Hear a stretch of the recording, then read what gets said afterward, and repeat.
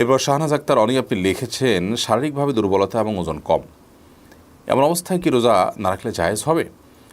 দুর্বলতার কারণে কিংবা ওজন কম হওয়ার কারণে রোজা না রাখার সুযোগ নেই। যদি আপনার শারীরিক অবস্থা এবং কন্ডিশন এরকম হয়, রোজা রাখলে আপনি হয় মৃত্যুর মুখে পতিত হওয়ার আশঙ্কা আছে, কিংবা আপনার কোনো স্থায়ী রোগ হয়ে যাওয়ার আশঙ্কা আছে, কোনো অঙ্গহানি হয়ে যাওয়ার আশঙ্কা আছে, এরকম সিরিয়াস পর্যায়ের যদি অসুস্থতা হয়, অসহনীয় পর্যায়ের হয়, তাহলে সেক্ষেত্রে আপনি রোজা না রাখার সুযোগ আছে। এই রোজাগুলো পরবর্তীতে সুস্থ অবস্থা আপনি রেখে দিবেন। দুর্বলতার কথা যদি বলেন, তাহলে আমরা অনেক মানুষের শারীরিকভাবে দুর্বল বা আমাদের ওজন একটু কম, তো এইটুকু অজুহাতে রোজা না রাখার কোনো সুযোগ নেই। যেটা ফরজ বিধান, সেটা নিরুপায় হলে আপনি ত্যাগ করতে পারেন, নিরুপায় যে আর কোনো উপায় নেই।